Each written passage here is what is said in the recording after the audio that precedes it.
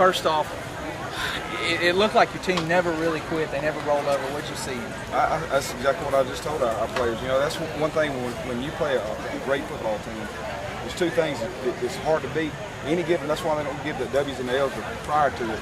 You play it out. We came out here to win a football game, and I asked them before we came out here, even at halftime, don't quit.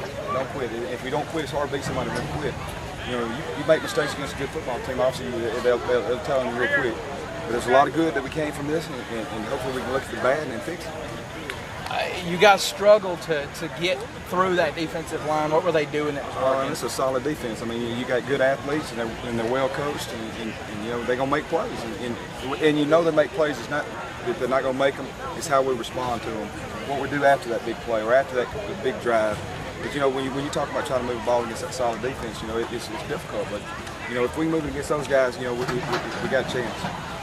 2 years in a row now, you've game planned and prepared for one of your best friends in the world with your brother Tom. What's this been like for you guys? You know, there's not another human being on this earth I respect more than him as a man and as a coach.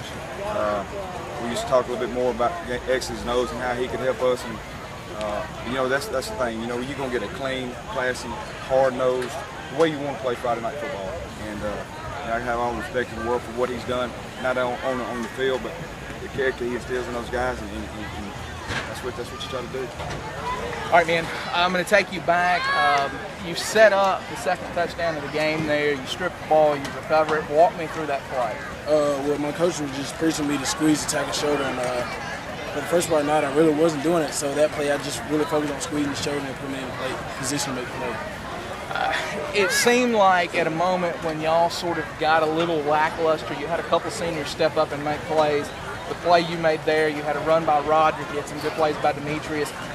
Talk to me about the senior leadership. Is that something you guys have talked about as a group? Yes, sir. Over this whole summer and offseason, we just really worked on our leadership because we really felt like we haven't had in the past couple of years. So we know it's on us, and it's time for us to step up and be a leader. Good luck, buddy. Congratulations. The first thing that jumps out at me, and I don't want to harp on negative, but you had 10 penalties tonight, and it's had some in some big spots. Yeah, I mean that's obviously. I mean, you know, my mother here this last night, she knows that, and we've got to shore that up. A lot of it is a lack of focus, a lack of concentration, and that's we'll get that corrected next week. I can assure you. It won't be. We won't have any more. I ain't gonna say we won't have any more of that. It won't be 10 penalties. I'll tell you that. But that's something we've got to clean up. And it was a problem last week, and it's a problem again this week. Now, if it's an effort penalty, okay, Bobby Taylor, the two pass interferences, his feet get tangled up. You can live with that. You can live with that. The personal fouls and the unsportsmanlike conduct, I can't live with that. I can't live with the legal procedures. That's things that we control that we should not be involved in. So we'll control. Offensively, you have 7 or 8 different ball carriers tonight. You seem to really mix a lot of your package in. What was working for you?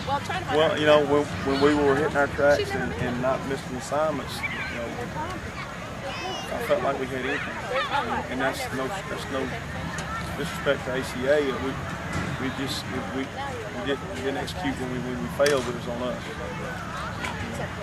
I want to focus a little bit on your defense. You had, I believe it was 5 sacks total tonight.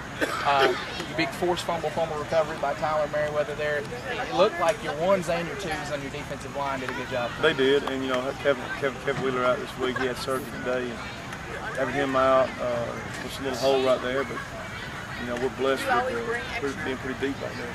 And when they played their play last night, I think that's what happened in the second half. We separated from them because of our D-line depth. And their linemen were playing both ways. We'll praise them for a minute, because last week you harped on your 2s for the negative yardage that they had when they got into the jamboree. They come in one series. Much better, much better. And they were improved. And they, you know, that was a point of emphasis this past week. And I thought they improved a ton. And we'll watch film and see. I'm sure we had some assignments there. They went out and played harder than they did last week. So I'll play that. And the last thing for you, the last 2 years you've worked against and game plan against John, somebody you know very well, you're very close to. What's this been like for you guys? Yeah, it's fun.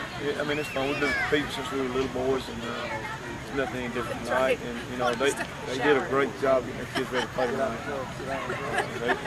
The coaches did a good job. And it was fun. I'm glad it's over. It was fun. It put a lot of strain on my mother, and she don't win either way.